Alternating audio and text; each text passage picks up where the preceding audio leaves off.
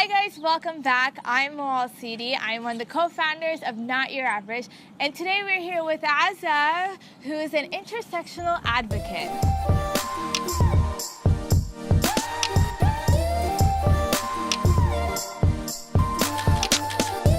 Thank you so much for joining us today. It's a pleasure to be here. Yay, we're happy that you are here. Can you tell us a little bit about your work, like what do you do, and what does it mean to be an intersectional advocate? Absolutely. So, often when we talk about activism, people will talk about one particular niche issue that they are impacted by and really passionate about. And I don't think that's necessarily a problem, but when your activism centers on a single cause to the exclusion of all the other ways in which people might be impacted, then you start running into problems. So as a woman of color, as a disabled woman, as a visibly Muslim woman, I am impacted on multiple planes. And when people are all about feminism, but not feminism that applies to black women, I'm like, hey, that's not really for me, is it? When I'm in an organizing space and people are being really demonstrably ableist, I'm like, your activism obviously is not about me. So when I go out there and I'm advocating for the issues that I care about, and it's completely normal to have like a specific thing that you're really passionate and connected to, and for me it's been racial justice and disability justice primarily. But when I'm out there, I am constantly trying to make sure I am cognizant of what privileges I'm bringing to the table. One of the conversations you have, especially on social media, is sort of dealing with mental health and mental health stigma. So I wanted to know, how do you have the courage to sort of talk about this on a public platform, and what does it mean to have these conversations? What I realized is if I had known about people in my life who deal with these same issues, and if this was something we had conversations about openly, I probably would have been much better positioned to handle it in a healthy way. So I just started talking, and different people find different ways to advocate and to cope, and getting on a public forum and sharing isn't the only way to do it. I know so many people who choose not to disclose their disability, especially if it's one of those invisible disabilities like mine, but they find other ways to advocate for the rights of that community. And in your opinion, do you think it reduces the stigma by sort of being open about it? So, yes and no. I think a lot of times when we have conversations around so-called mental illness and stigma, I've been lately, and my understanding of these issues are still developing, despite myself being disabled. There's a lot of literature, but it's hard to find, and it's difficult to access resources that are actually culturally competent, right? So, for example, I'm recovering from anorexia, but the typical depiction of a person who's anorexic is a cisgender white woman who is of a higher socioeconomic class, and it's essentially a disorder of vanity. So when I started experiencing the symptom profile of anorexia, it took a 2-month hospitalization at least for me to believe that that's what I had, because I actually genuinely did not understand how I could have this disorder that I had understood to be something entirely different than what it is. So I wanted to know then, what was your experience like sort of dealing with your disability in a college atmosphere? Because you're a recent college grad. I am. Just graduated from America. Don't miss it. Ableism is pervasive as fuck. It is everywhere. So at American, how did I find myself dealing with it? Well, my health is deteriorating and I'm penalized by professors instead of getting understanding. The counseling center was completely awful about it and gave me wrong information.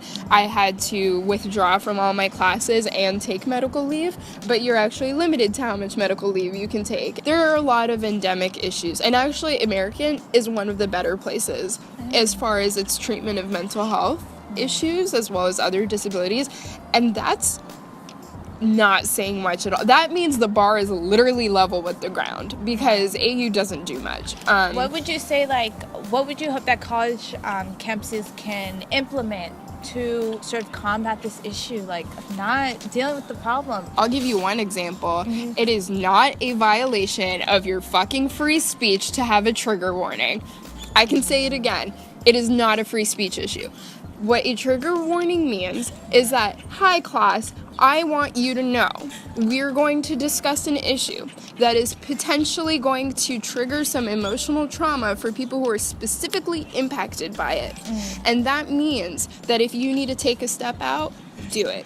If you need to talk to me afterwards, do it. If you need some sort of resource to help you get through the class without your emotional trauma prohibiting you from being able to participate and thrive in this learning environment, I'm going to provide that. There is nothing about that is violating your right to free academic discourse. There's nothing about it that makes you like, some weak college liberal snowflake that can't handle things. That's completely absurd. Do you think sort of post-graduation and being in the quote-unquote real world that sort of your experience with dealing with your disability, it's easier to go about it now? Like, is it easier to seek resources and treatment, or is it no difference than being a college not at student? all. So something that's really common, I think, I don't know because I can't speak for the entire community, but in my anecdotal interactions with people who also have disabilities that aren't immediately visible to their employers, I'm still in that phase where I'm like, do I disclose my disability? Do I not?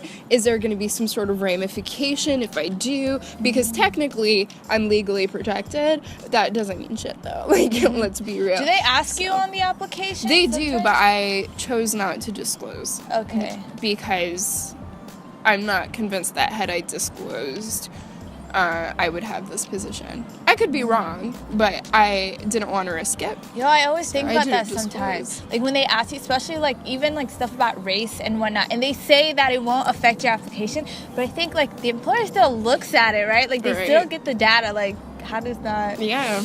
We focus a lot on the spaces that we kind of expect to be problematic in some sense, right? Like a private university institution, some workplace, those kinds of spaces. To be brutally honest, the most virulent, aggressive, violent ableism I've experienced have been in organizing spaces. In what ways? And, well, in this way, right? Not that long ago, I was on Facebook, and I think I was in some sort of group for, like, rad people to kind of talk about what events and organizing they're doing and that sort of thing. And everyone was posting about a few weeks ago, Republicans actually killed a bill that Obama introduced that made anyone who had a rep payee, a representative payee, so someone who's appointed to handle their finances because they're mentally unfit to do so, using their language, that those people would be automatically added to a registry and barred from obtaining a firearm. So, like, it sounds sensible to be like, okay, well, gun control, how do we do that? Okay, well, felons shouldn't have a gun. But pause.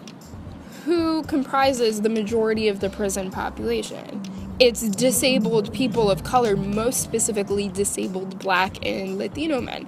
And you just barring all felons from ever accessing a gun means you have disproportionately impacted a community that already doesn't have access to the same legal dispensations and rights that white people have access to, that non-disabled people have access to. So I have a problem with this, like, okay, well, this is like the liberal platform, let's just adopt it and not critically examine it at all. I'm not about that at all. What resources would you recommend for people to pursue and look into? Yeah, I wish I could give like a great answer to this. Yeah. I'm still looking, to be honest. But I will say this, if you are in the DC area and you are dealing with emotional trauma because of 45 and his administration from how you are a person of color, you are, on the spectrum, disabled in some way, or you identify as LGBTQIA, whatever it is, and you feel directly impacted and threatened by this administration and also this environment that we're in, I am teaming up with an incredible licensed clinical psychologist to provide a support group bi-weekly. The location is so far TBD, but we will probably be using space at the Washington Peace Center. Thank you so much for joining us. Yeah, We really appreciate you taking the time to do this. Thank you. And again, if you guys have any questions or would like more information, please check out the description bar. Everything will be there. And thank you all so much for watching.